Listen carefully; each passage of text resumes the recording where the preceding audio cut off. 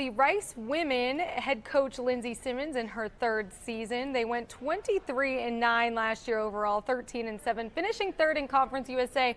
But it's a brand new era for them here now as they join the American. They've got 11 Owls returning from last season. Coach Edmonds joins us right now here on the set. Coach, great to have you here to bring back all the pieces that you do. You end up going 9-0 to start last season. How do you carry that over into the challenge of a brand new conference? Yeah, last year was amazing, but it was last year, right? So we are just hoping that we can have those experiences in our memory bank. We remember what those feelings felt like, and that's what our driving force is every single day. We took on a mantra a long time ago, win the day, and we want to win the day no matter what we're doing. If we're in the weight room, if we're in the classroom, if we're on the practice court, or if we're on the game court. And so we'll just continue doing that and see where the chips fall. Well, 23 game days, you got the dub. Also with some WNIT experience as well. And to me, a big piece of that is what's being brought into this conference. It's that postseason experience. So as a WNIT member last year, wanting to get into the NCAA tournament this year, when you look at this conference and say, they did it, we know we can do it, and this is how. What comes to mind? For sure. I mean, I think this league has been a multi-bid league forever, ever since it was in existence. And so I think that's a really exciting piece for all the teams that are coming in. Everyone's going to be fighting for championships, but if you prime yourself with the right non-conference schedule and you're able to win some of those games, if you fall short on Championship Sunday, you still have a shot to get into the NCAA tournament. I loved our WNIT experience last year. We went out to BYU and won on the road, and then we went to Oregon and fell a little short there, but it gave us experience of playing in March, and we want to be back. And I know what BYU is like, and especially BYU on the road is incredibly tough. What did that tell you right there about your team being able to win a tournament game on the road? Yeah, they're tough. That's one of our pillars. It's up in our lobby, and it's in our locker room. We want to make sure that we're tough all the time. We're tough in practice. We're tough in games. But they know they belong. They knew they belonged last year. They were not afraid to walk in there. BYU's a great team, and like you said, an unbelievable environment. But they felt like they belonged because of the wins that we had along the preseason, and they weren't afraid of their opponent that night. So it was an exciting game. Coach, the common thread, especially the last few years with the transfer portal being what it is, has been players coming back or having a completely new team. Is there an added responsibility when you have players coming back, or I don't want to call it pressure because pressure is what it is in sports, but is there an added responsibility to feel like this is a year we have to capitalize on the fact that we have experience?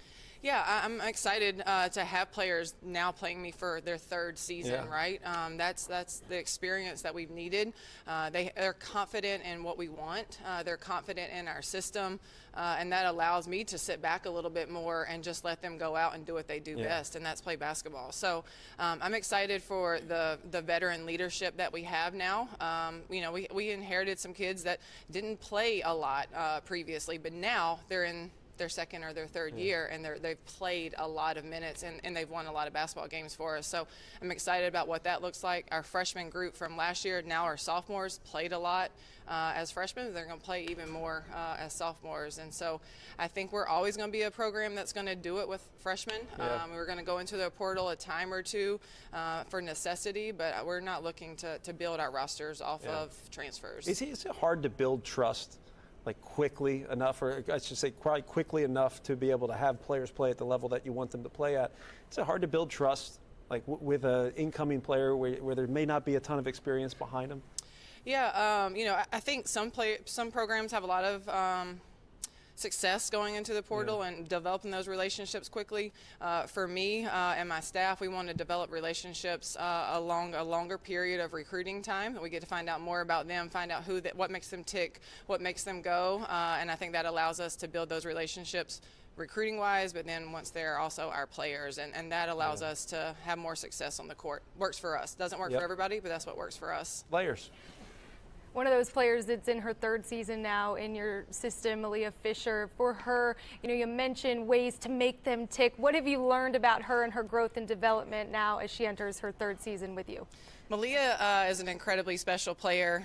She's got a lot of God-given talent and ability. There are things that she does in games that just like make me go, wow, right? And there's times that in practice, if we told her to do those same things and she's thinking about it, it may not always look the exact same. But she works tremendously hard. She's extremely competitive. She's had a great off season. She's expanded her game in a lot of different ways, and so really, really proud of the growth that she's had on and off the court. The physical aspects of it, the mental aspects of it, she's just grown tremendously, and it's just been such a joy to be a part of it. Malia, one of your players here represented at Media Day, and she's hearing you say all these great things about her, and she's standing by right now with our very own Maya Reese. Maya? Thanks, Morgan. So, Malia, you just heard your coach bragging on you, right, about all your accomplishments. Last season, you were the top rebounder for your team and also second in scoring. What are some things that you're hoping fans will notice about improvements you made on both the offensive and defensive end? Yeah, we talk about this with the coaches a lot, where the improvements for my game, and I think the two factors that come up a lot are efficiency and confidence. I think the number of minutes that I'm going to get from last year to this year are going to jump in that. So when I'm going on the court, I need to be able to score more and get one more rebound. I had a high three-point percentage last year, but at a low volume. And this year I'm looking to raise that volume and still keep that same efficiency and always keeping on the boards. And then defensive-wise, sit down and guarding the defender and working on the guard game as I move out, towards the perimeter and still defending those post players. With those more minutes going into a game, how do you make sure that, okay, I know I'm going to be on this court. I know that my team is relying on me to an extent. What's your mindset going in to make sure that you don't get burnt out? I think it's just knowing my team has my back. Subbing out is not a bad thing at this point. If I need a break, I need a break. And knowing that our roster is so deep and that someone can come in and get me and the efficiency of our play isn't going to drop, I think that's what's going to make our team really hard to defend. At the beginning of last season, you guys had an amazing start. You went on a 9-0 run against non-conference teams. But now this is the American, this is an entire new conference that you're in. Just speak a little bit about that adjustment, I would say. I think we hold accountability as a high pillar for our team. We talk a lot about having each other's backs and competing at a high level. And, coming to the American, that's something we want to take from Conference USA and all the new teams we're gonna face. And just being together and playing together and not forgetting that we're a team. We win together, we lose together. What's one of those moments that you've had in the locker room where you might have been down or a teammate was down and you guys were able to lean on one another? Gosh, that's a moment so distinct in my mind. The TCU game, I came in the locker room. It was after I just got my first collegiate technical foul. I was in the right headspace. I came in, my teammates talked to me and get back out there. You need to be picked up. Let me know and I'll pick you up. It's verbal and nonverbal, and just having those communication cues with your team is so important to success. Okay, perfect. Well, Malia, thank you. Thank Congratulations on preseason all-conference second team. And we're going to go back to you, Morgan. Maya, Malia, thank you both so much. Now we switch gears to the Rice Owls. On the men's side, we have head coach Scott Pera in his 7th season. They were picked preseason number 11 in their first season here in the American. They went 19-16 overall, 8-12 last year in Conference USA. And Coach Pera had said that this could be the best shooting team that he's had here. Coach, why do you have that belief? Well, I mean, the pieces that we've added, with the guys we have returning, it's a good combination of experience and new guys. And look, we recruit to who we are as well. And, we've been a team that has shot a lot of threes. We spread the floor out. We have a unique guy at the center that kind of gets those guys the ball. So as long as we have them, we want to be able to make sure we can have a bunch of shooters around him. So without giving too much away, what does Max do? Because he's a great passer too, but beyond being a great passer, he's got a feel for the game that very few bigs have. He moves it quickly. He's purposeful. He moves without the basketball very well. He knows how to get to short corner, short roll. And there's a lot of little things that as a big he does well that most bigs are too busy trying to be guards. So have you been able to benefit from that post presence, being able to trust him to make decisions as well? I mean, yeah, he is such a luxury Yeah. and so unique. I mean, I've been coaching now 30-plus years now. I've never had anybody like Max. and he's allowed me as a coach to really expand. Yeah. You know, what we try and do offensively, because he can do so many things, and he has such a sense, like you said, and knack for getting to the next thing quickly, and that makes it hard to guard us at times. And you know, and he's expanded his game as well, and as he continues to grow, we want him to touch the ball as much as possible. And as the game gets kind of smaller and smaller, where there's positionless players out there, you're going to see double teams. He's too effective in the post, because if a team has one big, you likely foul that guy out. So how do you capitalize on that? Well, there's times, you know, we hope they double team because I trust him so much, and all our guys are ready. They know, you know, on that backside and away from the ball, that, you know, have the hands ready and feet ready, because that ball is going to. And then when he delivers it, usually on time, on target too. He's a special player, and it's been fun to coach him and watch him grow. Kind of a throwback too, right? I mean, you're seeing, you know, far less. But I'm thinking Tanner Groves, is that right? Like kind of the Tanner Groves inside out, outside in type of big. Little Drew Timmy? Yeah. Who? Little Drew Timmy too. Okay. I feel like we're just stereotyping him at this point.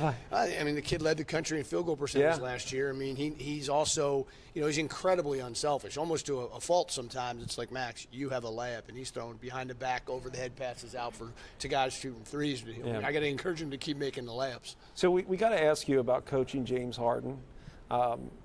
What do you take credit for? What are you not responsible for?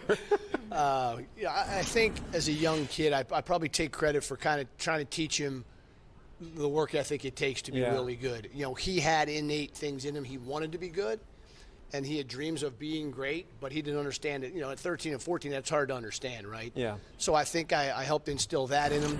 And then we worked on some things too. You know, when I saw him when he was young, people don't realize he's nothing like what he was. His game was so different. He was a catch and shoot shooter.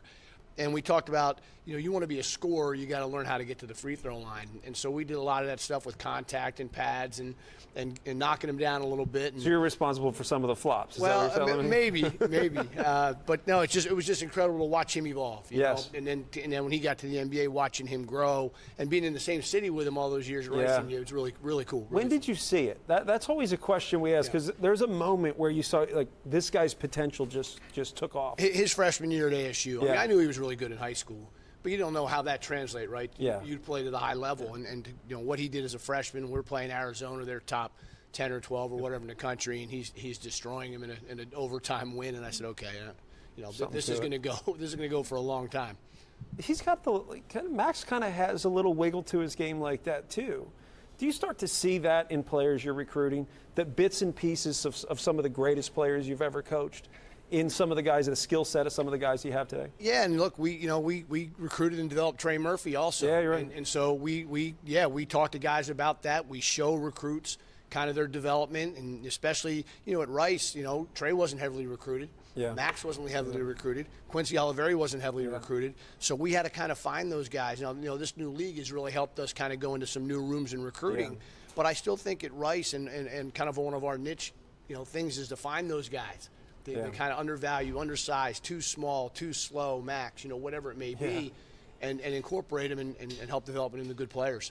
I liked what you had to say, Coach, about it's not just about shooting, it's about a lot of the work or scoring. You know, you have to do it at multi-levels. But also it starts with footwork. And so when you approach a guy like Max and say, hey, you can score, but in bigger levels if you work on your footwork. How do you get these guys to buy into that?